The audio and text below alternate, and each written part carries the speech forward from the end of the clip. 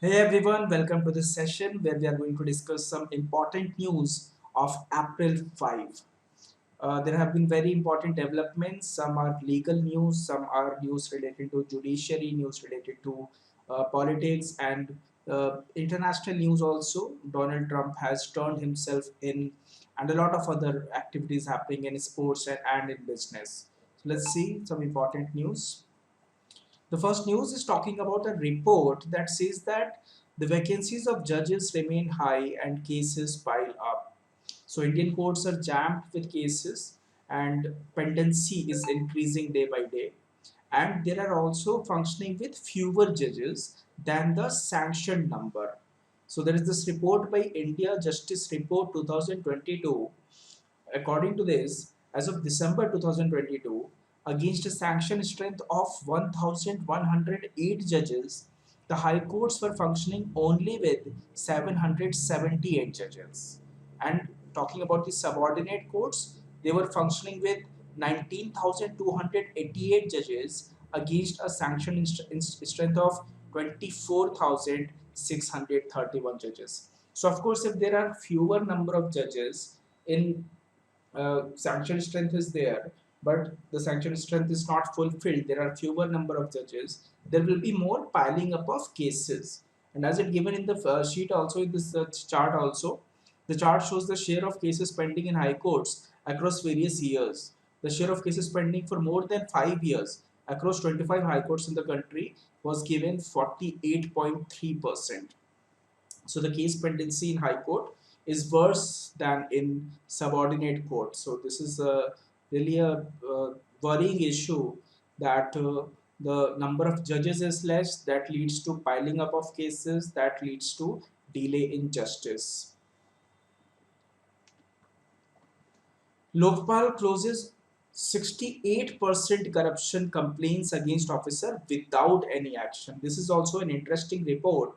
If you remember when sometime back, some years back, when we had this agitation, the protest to bring Lokpal, everyone was so excited that there is some law that will keep even the Prime Minister accountable. But even after we brought the Lokpal, uh, there is hardly any action against anyone. Most of the cases are being closed without any action. As it says here, 68% graft complaints against officers without any action. So around 68% corruption cases against public functionary that landed with the Lokpal of India were disposed of without any action in the past 4 years. Only three complaints were fully investigated according to information provided by the Lokpal's office to parliamentary panel. Nearly 90% complaints were not in the prescribed format. The Lokpal of India, the country's first anti-corruption body, instituted 4 years ago to investigate complaints against public functionaries, including Prime Minister, submitted to parliamentary panel, that it has not prosecuted even a single person accused of graft till date. So this again is not a very good picture because we were very hopeful about Lokpal, but if there is no action being taken, or people are not filing it in prescribed format, or whatever the technicalities may be, it is not a that element is gone. That the hope with which we waited for Lokpal, the expectations that we had from Lokpal, that is nowhere to be seen now based on this report.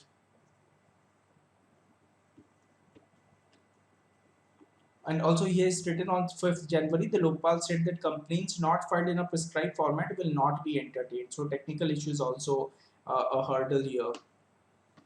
As you know that some protests were going on in Rajasthan by the uh, private doctors. That protest is has been called off. Doctors in Rajasthan call off protest against the health bill. What was that health bill? The Right to Health Bill passed in the Assembly on 21st March gave every resident of Rajasthan the right to emergency treatment, requisite fee or charges to any health institution without. So they had the right to emergency treatment. Now the private doctors, private institutions, the private clinics, they were apprehensive that the government is interfering with their way of functioning. However, now a consensus has been reached. Principal Secretary Ravikant and representatives of agitating doctors arrived at a consensus that the private hospitals that have not got concessions or taken land and building at subsidized rates from the state government. So a consensus has been made. They have agreed to they have signed that the two sides have signed a memorandum of understanding and compromising 8 points. So now the protest has been called off. That is a good news. Pakistan Supreme Court orders polls for Punjab province. So the Pakistan's Supreme Court has termed unconstitutional the Election Commission's decision to postpone polls in the Punjab province till October. So now this is a major blow to the federal government that has been trying to delay the provincial election, citing security reasons and the economic crisis. Now the Supreme Court has also fixed May 14 as the date for the polls in the politically crucial Punjab province in a boost to ousted Prime Minister Imran Khan led Pakistani Tehreek-e-Insaf (PTI) party. There are more women judges at district courts than in high court. So there are 35% total number of judges at the district court level are women, and only 13% of judges in the high court are women, according to India Justice Report 2022. World Bank has lowered India's growth forecast to 6.3%.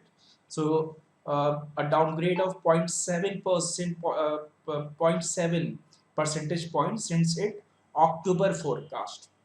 So the World Bank has forecast a 6.3% economic rate for India in the current fiscal year, which will end on 31st March. A downgrade of 0.7% since its October forecast. The primary reason for this are high borrowing costs and slower income growth, causing weaker consumption as well as the government tightening fiscal expenditure. Same thing is here also by the Asian Development Bank. Asian Development Bank has also slashed its growth projection for India for 23-24 sharply from 7.2% estimated earlier to 6.4% now, attributing to the cut to global economy slowdown, tighter monetary conditions, and persistently elevated oil prices. Medical body has issued some guidelines for conduct of students and teachers. So the National Medical Council has explained the code of conduct for teachers and students while studying, working, the relationship between teachers and students, and the expectations and their collective responsibility. So they have essentially talked about how to conduct, even in social media, how the teacher should conduct. So it is the guidelines for teachers stated that education was a moral enterprise and teachers should ensure that students were competent, caring, empathetic, ethical in their practice. All these things were mentioned in this guideline. ONDC. Now, what is ONDC? Open Network for Digital Commerce. Now, this will help democratize e-commerce, says Nandan Nilekani. Who is Nandan Nilekani? He is the founding chairman of the UIDAI, Unique Identification Authority of India. So he said that we are going to democratize e-commerce. Democratize e-commerce in India, and e-com won't be limited to few players. Everyone, including kirana store, grocery retailer, and restaurants, should participate in the digital marketplace on an open platform. What the country required was an architecture that was including millions or small vendors would be able to participate. So that is coming from Nandan Nilekani. So it is definitely something giving hope to the small traders, kirana stores, and the grocery retailers. Finland became the 31st member of NATO. NATO is North Atlantic Treaty Organization. So NATO Secretary General Jens Stoltenberg, he has welcomes Finland to the alliance's ranks. He says Russian President Vladimir Putin, who cited the NATO expansion as one justification of the Ukraine invasion, is getting exactly the opposite. So now Finland has formally joined North Atlantic Treaty Organization, roughly doubling the length of the border that the alliance shares with Russia and bolsters its eastern flank as the war in Ukraine grinds on with no resolution in sight. Donald Trump has turned himself in to face criminal charges. So, in a spectacle playing out on live television with rival protesters rallying outside, the hearing marks a watershed movement in the US criminal and political system with the potential to upend the 2024 White House race, in which Mr. Trump is currently the leading Republican nominee. Donald Trump turned himself in on Tuesday for a historic New York court hearing amid tight security and a global media frenzy. He has a lot of charges against him and he will plead no guilty. One of the charges against him is to hush money, is related to hush money paid to a porn star ahead of the 2016 elections. Taliban has ordered Taliban order bans women staff in Afghanistan from working. So United Nations has said that Taliban have issued an order to ban Afghan women employees of the United Nations staff from working throughout Afghanistan. So that we were told from various conduits that this applies to the whole country. So that is one issue. Philippine-US deal is a threat to regional peace. China is warning that that Washington was endangering regional peace in a new deal with the Philippines that will see 4 additional bases be used by US troops. Sanjita gets 4-year ban for failing dope test. So two-time Commonwealth Game weightlifting champion Sanjita Chanu has been handed a 4-year ban by National Anti-Doping Agency for failing a dope test last year.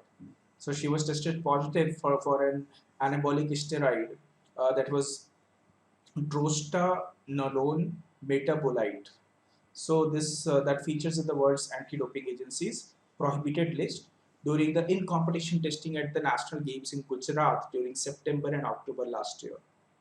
Also, former boxing champion Amir handed 2-year ban. So, former light welterweight world champion Amir Khan has been handed a 2-year ban from all sport after testing positive for a prohibited substance. The UK anti-doping said on Tuesday. Amir is 36-year-old. He returned a positive result for the anabolic agent Osterine following his loss to Kell Brook. That's all for right now. Thank you so much. See you in the next session with more set of news. Till then, have a good day. Goodbye.